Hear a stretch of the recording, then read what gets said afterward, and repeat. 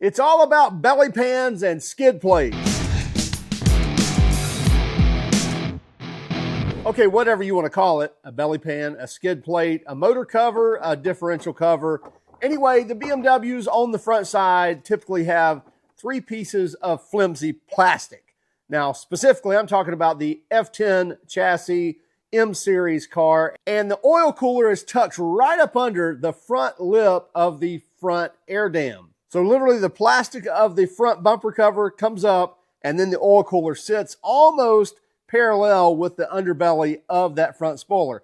Nothing covers it, just a big opening, and most of the time, previous owners, Sean, will not take such good care of those, and they typically get ripped out. Like ours, I think there's one little piece of plastic left out of all 3 pieces, maybe a couple. Anyway, we're going to replace that flimsy plastic with a piece from Turner Motorsport. In fact, it's 3 pieces from Turner Motorsport. So this 3-piece system completely eliminates the plastic underbelly or plastic skid plates on the front end of the F10 M series, and they make them for all different chassis as well. Also, this provides some protection for that oil cooler that's tucked right up under that front lip. So that's going to give you a little more satisfaction, but you still need to be careful. You don't want to be pulling over any parking spaces with your BMW. Probably even do an oil change while we're under there as well. So here we are underneath the car. We got the car up in the air, and you can see this is part of the plastic that's supposed to be there. This is the underneath of the chin. Yeah, it's all nice and banged up. And as we get down here, it just gets worse. And if my camera will focus, there we go. Nice big tear in that chin as well. You can see it up here, but I think if we get this kind of tucked in and straightened up with that new aluminum, that it will hold it straight enough that maybe we can just touch up that top piece for right now. But yeah, a lot of damage been done, but this is pretty typical when you look at the underbelly of some of these, because they pull over the parking spaces and the curbs and things like that, and these plastic pieces just don't hold together. This one's pretty much gone altogether. So hopefully we can recover most of the fasteners and get this thing on. But first, let's go ahead and do an oil change. By the way, a couple of tips here. Number one, if you'll start with a clean drain pan, then you know that everything that comes out of here is out of your vehicle. If it's dirty, you see things floating around, you just never know. Did it come out of yours or somebody else or your last job?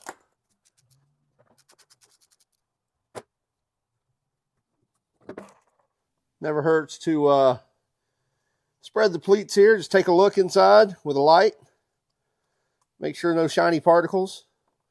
Nothing shiny floating. This always baffles me. So you can see the rounded edges or the rounded points on all of these points on that 18 millimeter bolt or 17 millimeter head bolt. Now, it just baffles me why somebody would buy a $100,000 plus car and then have it serviced at Jiffy Lube. Not to knock Jiffy Lube, but these are the type of things you get when you go to Jiffy Lube. Come on out. And here's what I'm talking about. So every point rounded over. Probably put a crescent wrench on it, adjustable wrench. Anyway, just really baffles me, especially on these thin-headed bolts like this. Well, while we're waiting on our correct oil filter to arrive, we're going to go ahead and take off the rest of this broken skid plate, belly pan, whatever. These are all going to be 8 millimeter or 5/16, same size. And there's 1, 2, 3 right here. And then on the sides up here, we'll get those here in one moment. We're taking out a lot of these coarse threaded, and we're going to go in with a machine thread screw or bolt or Allen head, really. Now, some of these you will reuse, but for the most part, they'll be 6 millimeter bolts. Like this one right here will actually get reused. Right where that nice crack is. I've got a couple here in the wheel well, one here, and over here. Now, if you want to take the wheel off, you can get these with the impact driver, but a little ratchet wrench will get these out pretty quick too. We got one more right here.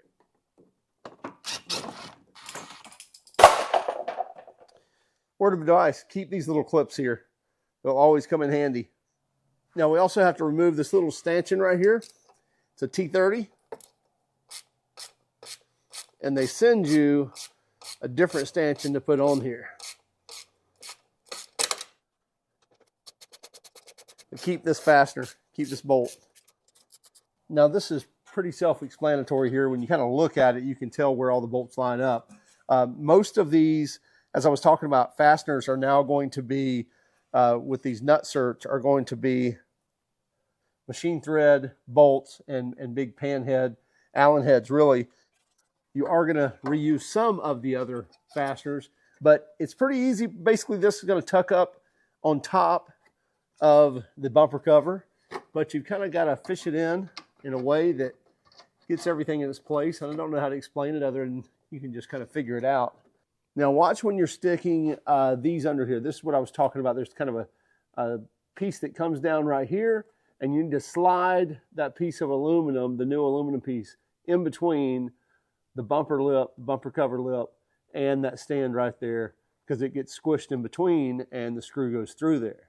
And then make sure you get your stanchion on there. I've got mine a little loose right now because I may need to adjust it just a little bit, then I can reach in there and just tighten that Torx bit or Torx screw.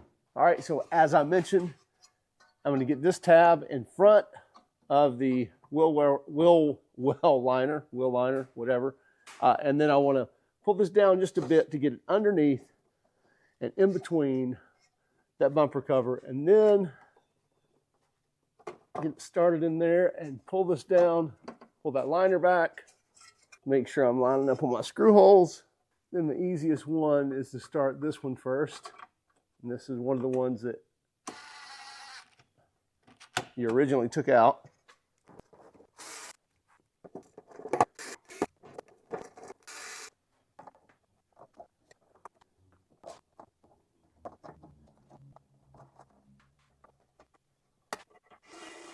And pretty much rinse and repeat on this side. Get our stanchion in. I believe I mentioned you should get these stands with your skid plate. However, our delivery guy lost all the hardware, so we had to make a couple here. Not a big deal.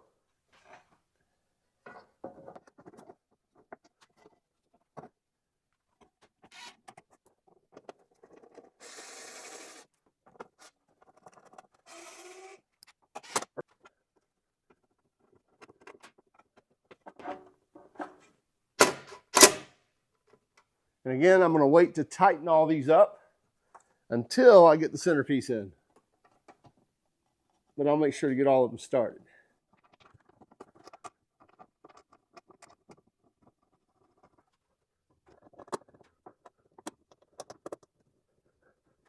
Now getting the center one in is a little bit trickier because we have to feed in these two little wings here in front of the two side pieces. But there should be enough flex, and especially in our bumper cover, to be able to do that and then be able to lean this up and get the screw started.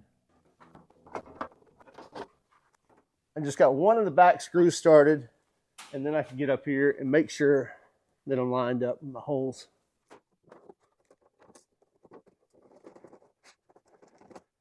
Again, I would make sure to get all of these started before you start clamping down on any of it. They all seem to be lining up pretty well, even with my damaged bumper.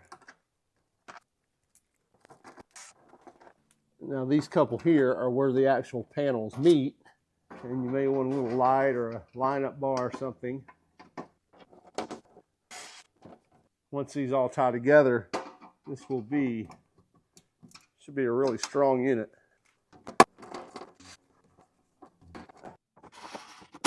And again, rinse and repeat for the other side.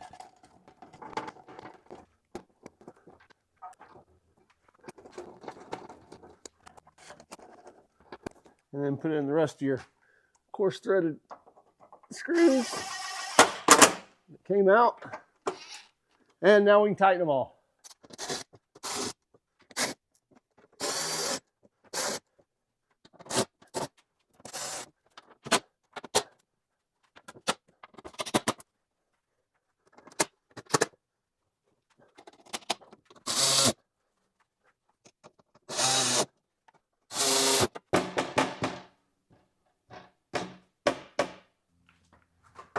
Make sure you tighten them all.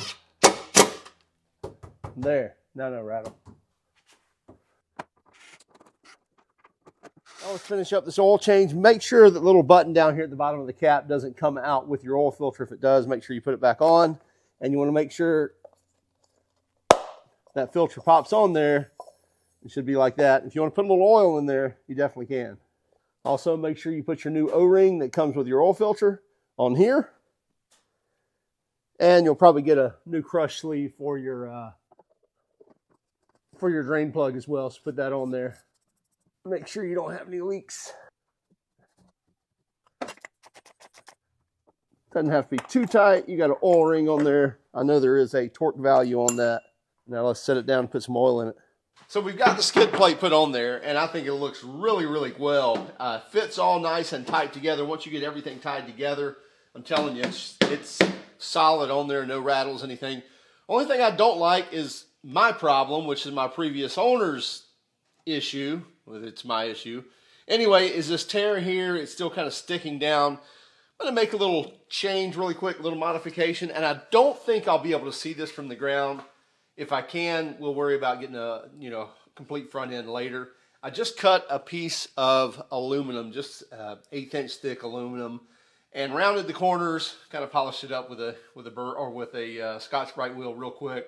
Drilled some holes in either end, and I'm going to put it on one bolt here and then kind of form it up and stick it through the other bolt. I think it will pull that up, and I don't think you'll be able to see this from the ground. If we can, again, we'll change this later, but it will take this tear out of consideration for basically grabbing anything else.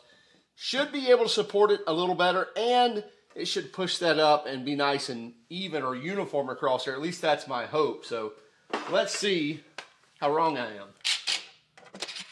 Should be able to go pretty quick too.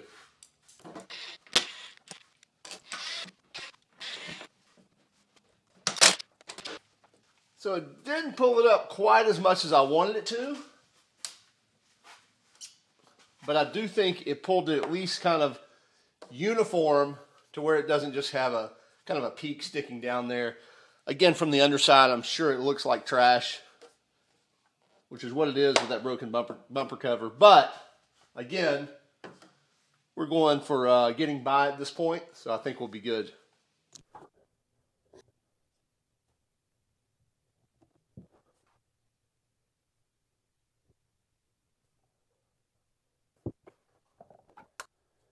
Put about 9 quarts in, and then we'll get it up to temp and see how low we are.